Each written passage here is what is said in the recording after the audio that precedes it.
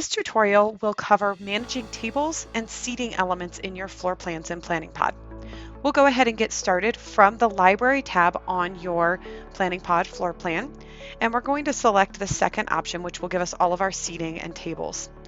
I'm going to go ahead and select a 5-foot round, since that is the most common, and drag it out onto my canvas. Just click and drag, and you'll see that a menu will come up with all of your selections for this item. Start by editing the color if you choose to do so. You can add a label here, add table numbers, add multiple tables, but we'll cover that in just a few minutes. The clear area diameter is going to be the service area for your table, so the amount of space you have around it. You can also choose the number of chairs, the type of chairs, and then the seating style. We have options for cabaret style seating or evenly spaced around the table, which is the more traditional option. Once we click Save, you'll see that our element has appeared on our canvas, and we can grab that and drag it around. When it is red, that means it's selected. You can copy and paste this item by clicking Command or Control C, and then Command or Control and V to quickly copy. Up above, you'll see that there are dynamic menu options that appear when you select one or more tables. Here you can edit the number of chairs around multiple tables or one. Just make sure to click Save when you're complete. You can also change the color. You can renumber these quickly. You can edit them, so you can change the names or remove labels completely. You also have the ability to multi-select and send to back, send to front. We have a variety of alignment options as well. To delete a table, it's as simple as clicking the delete key on your keyboard and then confirming that. Now let's go ahead and walk through adding multiple tables all at the same time. I'm going to go ahead and start with my 5-foot round again, but this time, after I adjust the colors, any labels I want to add, I'm going to go ahead and choose to add multiple tables. From here, I can choose the number of rows and the number of tables per row I'd like to include, and choose the layout of these tables. You'll see that I have an option here to do them staggered or as a grid. I'll choose staggered in this situation. And with a click of a button, I've added my whole set of tables. They're evenly spaced on the canvas. You'll notice that they are selected as long as they're turned red, and we can go ahead and move them as a group. You'll also notice that it numbered the tables in the order starting from 1 because that's where we started. You can change the color here. You can remove tables. We have all the same options here at the top as we did before. The difference is we were just able to add them very quickly all at the same time. For items and setups that you use on a regular basis, it's great to be able to mark things as a favorite. In this case, I'm going to take our 5-foot round, and I'm going to click on the star at the top of the screen and name this as a favorite. This will have it show up in the top menu in our library and make it easily accessible for you to use again and again. Once you click Save, you'll see it right here in your library of favorites, and you can drag and drop it out there. It will default to the settings that you had when you copied the element into your favorites library. Now we're going to go ahead and add a half round table. These work in a very similar way, but a lot of times they're used for things like poker tables or casino style setups. So we'll grab our half round and drag it out here, and you'll notice a few things are different. We'll go ahead and be able to select a color. We can add a label. In this case, let's go ahead and label it as our poker table. You'll be able to select a table number as well, but you'll notice there's no multi-add function for these. You can set your clear area diameter, which is going to be the surface area around your tables, add the number of chairs, and click Save to place the item on your floor plan. Select the item to bring up the dynamic menu and start working with this item. I'll go ahead and duplicate it using the Duplicate button and place the additional tables where I'd like them to be on my layout. You'll also notice you have the option to renumber tables, save as favorites, edit, rotate, edit chairs, duplicate, change colors, and delete right from the top here. There's also always the option to bring to front or send to back. Multi-select by clicking and dragging, and you'll notice you have a few more options as far as alignment for this item. Next, we'll add traditional banquet style seating. Select the appropriate table from your library on the left-hand side, drag and drop it onto your floor plan. And this will bring up our editable menu where we can change the color, add a label, add a table number, and add multiple tables. In this case, we're going to choose the number of rows and how many tables per row we'd like to add. We'll also be able to select between end to end, a kind of traditional layout, or a grid layout if you want the tables to be separate. Enter in the clear area width and length for your tables, the chair type, and the number of chairs at the top and the bottom of these tables that you'd like to have.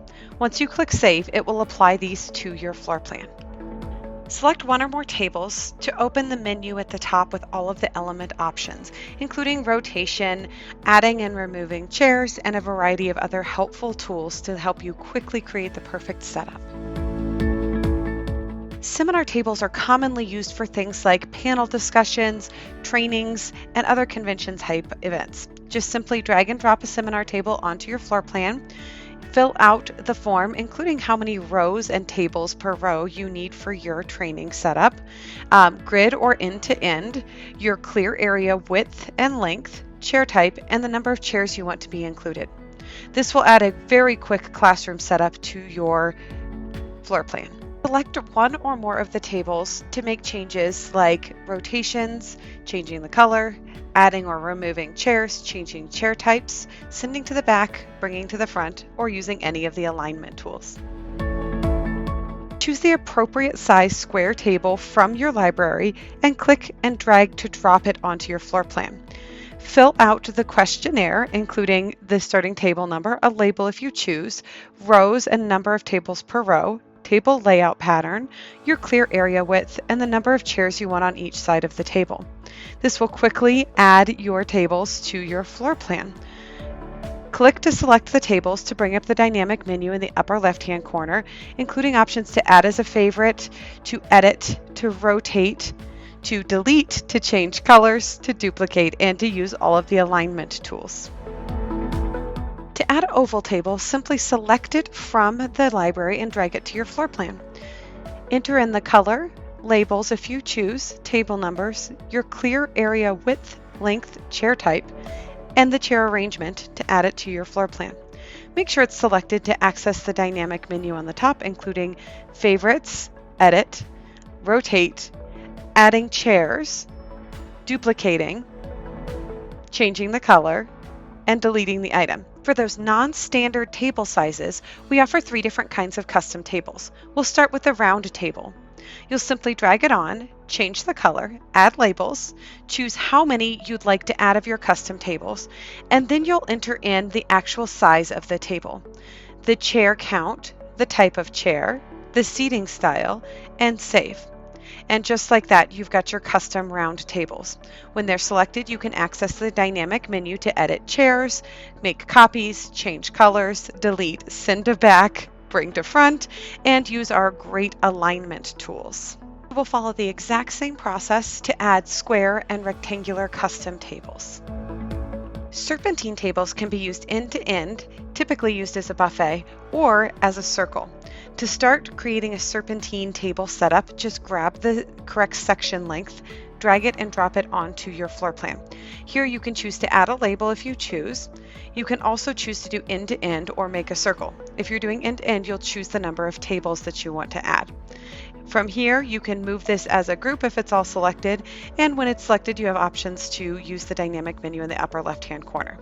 Now, to add it as a circle, you're going to go about the same process. Drag and drop, choose the color, add a label if you'd like to, and make a circle. Note that when you say make the circle, it will not give you an option for the number of tables because it will automatically calculate that for you. When you have this selected, you can use the menu at the top to rotate, duplicate, change colors, delete, send to front, bring to back, and use all of the great alignment tools. Setting Pod offers curved chair rows and straight chair rows. Let's start with curved. Go ahead and drag and drop the row out onto your canvas. Choose the length of the chair row, the type of chair, spacing, clear area, and how many rows of chairs you need. And just click Save. You'll see this brings out immediate theater-style seating. And as long as it's selected, you can rotate it and save. You can change the types of chairs. You can move them in and out. You can remove chairs from rows to give yourself a little bit more space and change the type of chair. And generally manipulate these. Notice the little selectors on the end to actually move the chairs around. Select your chair rows and click on the Customize Curve option to create a custom curve to your chairs. Simply select the percentage of the curve and click Save, and you'll see that you can make this look exactly like you want to. You can also change colors, and as long as they're selected, you'll have access to all the dynamic menu options at the top of your screen. Straight chair rows are handled in the exact same way. The only difference is you won't have an option to curve them once they've been added to the floor plan. And there are our table and seating options. For more information, visit us at support.planningpod.com or online at youtube.com/planningpod.